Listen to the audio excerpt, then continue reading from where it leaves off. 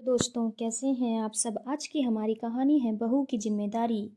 Mummy जी, आखिर मैं अकेले कब तक जिम्मेदारियां निभाती रहूं। आपकी एक बहू और भी तो है, उसे भी तो कहिए। वह तो कभी साथ में मिलकर चलने में विश्वास नहीं करती है। बड़ी बहू सुरभि ने अपनी सास सावित्री जी से कहा, अरे तो कोई एहसान नहीं करती हो हम पर। इस घर की बड़ी बहू हो तो यह सब तुम्हारी जिम्मेदारी है। तुम नहीं करोगी तो और कौन करेगा। सावित्री जी ने जवाब दिया, मम्मी जी, मैं जिम्मेदारी निभाने से मना नहीं करती हूँ, लेकिन अब तो अति हो चुकी है। हमारा भी परिवार है, हमारे भी बच्चे हैं, उन्हें भी तो समय चाहिए। माँ हूँ, थोड़ा वक्त भी उनके साथ नहीं बिता पाती हूँ।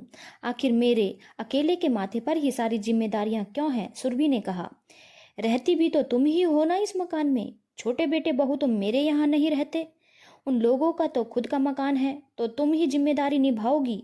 सावित्री जी ने मकान की धौंस दिखाते हुए कहा, हाँ मम्मी जी, सही कहा आपने। वह लोग तो यहाँ नहीं रहते, पर क्या वह कल को इस मकान में अपनी हिस्सेदारी नहीं लेंगे। रिश्तेदारी सारी हम निभाएं, मकान का सारा मेंटेनेंस हम चुकाएं, यहाँ तक कि आपकी सेवा चाकरी हम सब करें।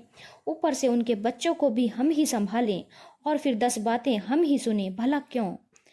तो उनके बच्चों को कौन सा संभाल रही है। वह तो मेरे पास रहते हैं।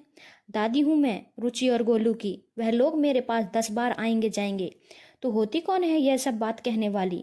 और बच्चे जो खाते पीते हैं ना, उसके बदले में छोटे बेटे बहू महीने के 5,000 देते हैं मुझे। तुम पर भार नहीं डालते। मम्मी जी, बात पैसों की नहीं है, बात काम की है। मेरे पास अपने लिए बिल्कुल भी वक्त नहीं होता। आज मुझे मायके जाना था, लेकिन जा नहीं पाई क्योंकि रुचि की तबीयत खराब थी। जब मीनल को पता था कि बेटी की तबीयत खराब है, तो उसे यहाँ छोड़कर जाने की जगह छुट्टी ले सकती थी ना। तुझे मैंने रोका था मायके जाने से। चली जाती, संभाल लेती मैं तो जैसे तैसे रुचि को।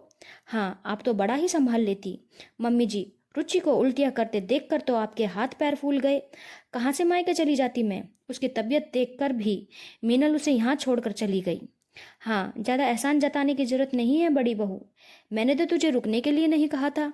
अब तू यहाँ खुद अपनी मर्जी से रुकी है, तो 2 बातें सुनने की जरूरत नहीं है, कहकर सावित्री जी अंदर कमरे में चली गईं।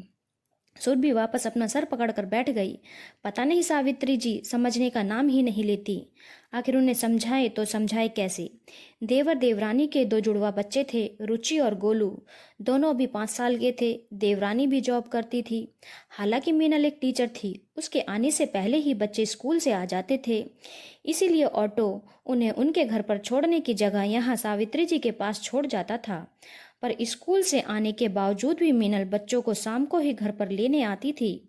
तब तक सुरभि और सावित्री को ही बच्चों को संभालने पड़ता था। सुरभि ने 1-2 बार कहा भी तो मीनल कोई ना कोई बहाना बना देती, और फिर जब सावित्री जी को पता चला तो वह सुरभि को ही सुनाती। अरे वह भी थक जाती है, घर का काम भी करे और बच्चे भी संभाले और नौकरी भी करे। तेरी तरह थोड़ी ऐस है उसकी। लेकिन जब कुछ रिश्तेदारों से सुरभि ने एक ही बात को बार बार सुना, तब से उसका मन खराब हो गया। मीनल सबसे कहती फिरती है कि वह पैसे देती है, तब जाकर जेठानी उसके बच्चों को संभालती है, वरना आज के जमाने में कौन देवर देवरानी के बच्चे संभालता है। आज रुचि की तबीयत खराब थी, लेकिन उसके बावजूद भी मीनल उसकी छुट्टी कराकर उसे यहाँ छोड़ गई। पर ऐसा नहीं कि खुद छुट्टी कर ली, जबकि उसे पता था कि आज सुरभि को अपने मायके जाना है और सावित्री जी अकेले बच्चे नहीं संभाल सकती।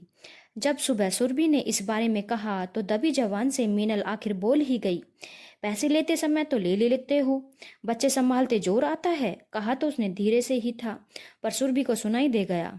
वह उसे कहने बाहर जा ही रही थी कि देखा, देवर गुस्से से मीनल को घूर रहा था। दोनों पति पत्नी सुबह सुबह लड़ ना पड़े, इसीलिए वह चुप हो गई। आखिर सुरभि ने भी ठान ही लिया था, अब चाहे कुछ भी हो जाए, अब वह जिम्मेदारी नहीं लेगी। एक तो वह बच्चों की जिम्मेदारी भी निभाए और ऊपर से पैसों की धौंस भी सुने। जबकि सावित्री जी वह पैसे तो अपने पास ही रखती थी, उसमें से बिल्कुल भी खर्चा नहीं करती थी। लेकिन जब दूसरे दिन मीनल बच्चों को छोड़ने घर आई तो सुरभि अपने सामान के साथ अपने कमरे से बाहर निकल कर आई। उसे सामान के साथ देखकर सावित्री जी ने पूछा, तुम कहाँ जा रही हो।